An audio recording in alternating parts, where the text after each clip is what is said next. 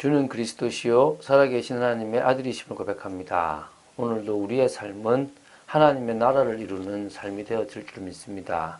무엇보다도 기도가 중요합니다. 기도로 나아가게 되기를 바랍니다. 기도 속에서 하나님의 임재를 느끼고 기도 속에서 성령의 역사를 체험할 만큼 영적인 사실을 보는 여러분 되시기를 주 예수 그리스도 이름으로 축원드립니다. 자, 이제 여호수아서 9장을 들어갔습니다. 여호수아서 이제 9장은 조금 다른 부분으로 이렇게 일이 진행되는데요. 어떤 게 있냐면 여리고성과 아이성이 함락되었다는 소식을 이제 그 다음 이렇게 그 족속으로 있는 기브온 족속이 알게 됩니다. 그 기브온 족속이 알게 되는 것과 그 앞에 뭐가 나오냐면 여러 족속들이 이제 연합으로 싸우려고 하는 모습도 나옵니다.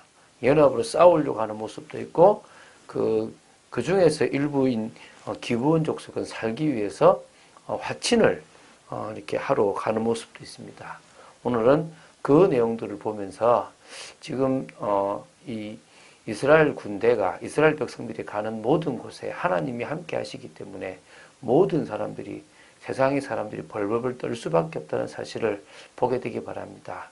우리가 임마누엘의 비밀을 누리고 현장에 나아간다면 하나님은 우리를 통하여 하나님의 능력을 드러낼 줄로 믿습니다. 9장 1절부터 15절 보겠습니다. 1절이 있습니다. 이일 후에 요단 서쪽 산지와 평지와 레바논 앞 대해 연안에 있는 헷 사람과 아모리 사람과 가나안 사람과 브리스 사람과 히비 사람과 여부수 사람의 모든 왕들이 이 일을 듣고 모여서 일심으로 여호수아와 이스라엘에 맞서서 싸우려 하더라. 지금 이제 여리고성과 아이성이 이스라엘로 말미암아 망했다는 소식을 듣고 이제 사실은 7족속 31명의 왕들이 긴장을 하게 되고 그들이 이제 뭡니까? 연합군을 만들어 이스라엘과 맞서서 싸우겠다고 결의하는 모습이 나옵니다. 여기서 지금 사실은 기르가스 족속이 빠져 있는데요.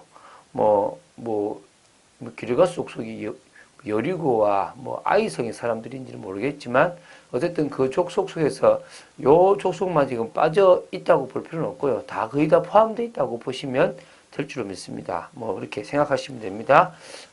그리고 이제 3절부터 봅니다.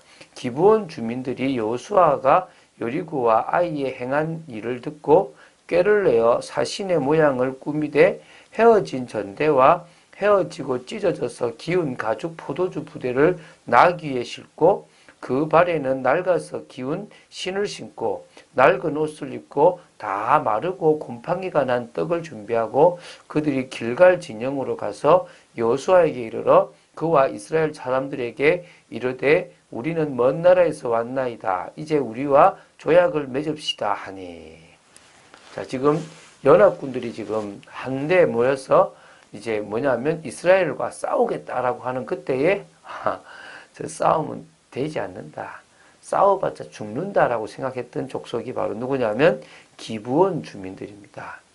그 기브온 주민들은 히위 족속이라고 보시면 되는데요. 그 히위 족속인데 그 기브온 주민들이 이제 뭐냐면 살려고 몸부림을 치는데요. 머리를 쓰는 겁니다. 꾀를 낸 거죠. 꾀를. 그 꾀가 뭐냐면 바로 사신의 모양을 꾸미는데 아주 헤어져 가지고 지금 이렇게 보기도 힘든 전대를 또 찢어진 포도주 부대를 딱 나기 싫고요. 또 신발도 다 떨어진 거, 옷도 다 떨어져 가진 거. 그리고 떡은 아예 말라버려서 곰팡이가 난 것을 가지고 이제 길갈 진영, 이미 이제 에발산 주위가 세겜이잖아요. 세겜 땅 주위에 길갈이 있습니다. 거기에 이제 진을 치고 있는 여호수아에게로 가서 이제 우리는 먼 나라에서 왔다. 당신들의 소문을 듣고 왔는데 당신들과 같이 가면 살 수 있다고 생각하니까 조약을 맺자라고 하게 되는 겁니다. 이걸 우리가 조금만 더 본다면 참 사실적으로 볼 수 있는데요. 그러지 못했다는 거죠. 이 기브온 주민들에 대해서 한번 본다면요. 여리고와 아이에서 그렇게 멀리 떨어져 있지 않은 한 가나안 중부에 위치하고 있어요. 그래서 한 여리고에서는 약 한 22km, 아이에서는 한 9km 정도가 떨어져 있는데, 그러면은 어쩌면 이제 걸어서 간다면 그 여리고에서는 5시간 한 30분 정도가 걸리고 아이성에서는 한 2시간 정도가 걸린다고 보시면 되겠죠. 그래서 이제 지금 기브온 거민들이, 주민들이 그 소식을 듣고 살려고 이제 몸부림을 친 거죠. 이제 7절을 보겠습니다. 이스라엘 사람들이 히위 사람에게 이르되 너희가 우리 가운데 거주하는 듯하니 우리가 어떻게 너희와 조약을 맺을 수 있으랴 하니. 딱 보니까 느낌에 멀리서 올 리가 없으니까 내가 생각할 때 너희들도 가나안 거민들 아니냐. 근데 우리가 어떻게 너와 조약을 맺겠냐. 이 말은 맺고 싶지 않다는 게 아닙니다. 맺고는 싶은데 하나님이 가나안 족속에 가나안에 사는 땅에 사는 거민들하고는 주민들하고는 절대 화친도 맺지 말고 다 죽이라고 말씀하셨기 때문에 그들이 그들과 화친을 맺음으로 이익이 될 수 있으면 조공을 바친다든지 뭔가 또 보호도 될 수 있고 좋은 것들이 될 수 있지만 말씀을 어길 수 없기 때문에 이제 거절하는 모습이 나오는 거죠. 거절하고 싶지 않은 거절이라고 보시면 되겠죠. 그들이 여호수아에게 이르되 우리는 당신의 종들이니이다 하매 여호수아가 그들에게 묻되 너희는 누구며 어디서 왔느냐 하니. 이제 그러니까 이제 딱 눈치를 보니까 이 이스라엘의 지도자가 여호수아니까 여호수아에게 우리는 당신의 종입니다. 종들입니다라고 이제 아부를 떨겠죠. 그러니까 너희는 누구고 어디서 왔냐라고 묻습니다. 그들이 여호수아에게 대답하되 종들은 당신의 하나님 여호와의 이름으로 말미암아 심히 먼 나라에서 왔사오니 이는 우리가 그의 소문과 그가 애굽에서 행하신 모든 일을 들으며 또 그가 요단 동쪽에 있는 아모리 사람의 두 왕들 곧 헤스본 왕 시온과 아스다롯에 있는 바산 왕 옥에게 행하신 모든 일을 들었음이니이다. 그러므로 우리 장로들과 우리나라의 모든 주민이 우리에게 말하여 이르되 너희는 여행할 양식을 손에 가지고 가서 그들을 만나서 그들에게 이르기를 우리는 당신들의 종들이니 이제 우리와 조약을 맺읍시다 하라 하였나이다. 이제 먼 나라라고 그냥 이게 가까이 여기 가나안이 아니라 가나안 바깥에 있는 먼 나라에서 왔다. 그런데 당신들이 믿고 있는 여호와 하나님의 이름에 대한 소문을 들었다.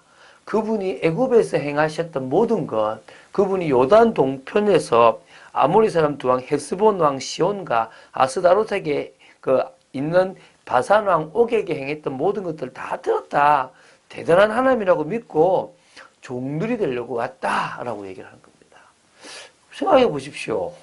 조금만 생각해 보면 이성적으로 생각해 보면 아니 우리는 가나안을 정복하러 왔지 다른 데를 정복하러 간 게 아닌데 이들이 왜 우리한테 찾아와서 종이 되려고 할까? 이해가 안 되는 거 아닙니까? 그런데 뭐죠? 오니까 이익이 될 것 같으니까 그냥 받아들이기 시작하는 어떤 분위기가 되는 거죠. 우리의 이 떡은 우리가 당신들에게로 오려고 떠나던 날에 우리들의 집에서 아직도 뜨거운 것을 양식으로 가지고 왔으나 보소서 이제 말랐나이다. 곰팡이가 났으며 또 우리가 포도주를 담은 이 가죽 부대도 새 것이었으나 찢어지게 되었으며 우리의 이 옷과 신도 여행이 매우 길었으므로 낡아졌나이다 한지라. 가지고 온 걸 이제 증거물로 대면서 멀리서 왔기 때문에 이렇다라고 한 겁니다. 믿고 싶겠죠. 왜? 자기들하고 같이 가자고 하고 편이 될 사람들이 생기니까 힘이 될 거 아닙니까? 우리가 그들의 양식을 취하고는 어떻게 할지를 여호와께 묻지 아니하고 여호수아가 곧 그들과 화친하여 그들을 살리리라는 조약을 맺고 회중 족장들이 그들에게 맹세하였더라. 참 어리석죠. 이익이 되니까요. 여호와께 묻지 않아요. 위험하고 힘들면 여호와께 묻고 답답하다고 하는데요. 이익이 되면 하나님의 뜻이다라고 받아들이는 거예요. 그리고 뭡니까? 화친조약을 여호수아가 해버리고 족장들이 해버리는 겁니다. 맹세까지 해버리는 겁니다. 제가 그런 경험이 있었어요. 몇 년 전에요. 이렇게 말씀을 하러 갔는데 그 어린이집 원장님이셨는데 이렇게 방과 후 반 이렇게 학원 이렇게 하고 있었는데요. 한 번은 오더만은 목사님 기도해 주세요. 응답입니다. 이러는 거예요. 뭐요? 했더만은 영어 학원 하나를 아주 그냥 편하게 인수할 것 같다는 거죠. 그러냐고 잘 됐다고 그랬거든요. 근데 그게 사실은 동상이몽이었어요. 영어 학원 원장도 다른 생각이 있었고 이분도 다른 생각이 있었던 거죠. 그러다 보니까 결국은 막 이렇게 돈도 많이 잃고 은혜도 못 받고 결국 경찰서까지 가게 되는 일이 벌어졌거든요. 제가 사과했었어요. 죄송하다. 목사인 제가 잠시만 하나님께 여쭤볼게요. 이게 이익이 될지 손해가 될지 이렇게 해야 되는데 내가 꼭 여호수아처럼 하나님께 묻지 않고 잘 됐네요 한 것이 내 잘못 생각한다. 그 이후에 제가요 이익이 되는 거면 진짜 이익일까?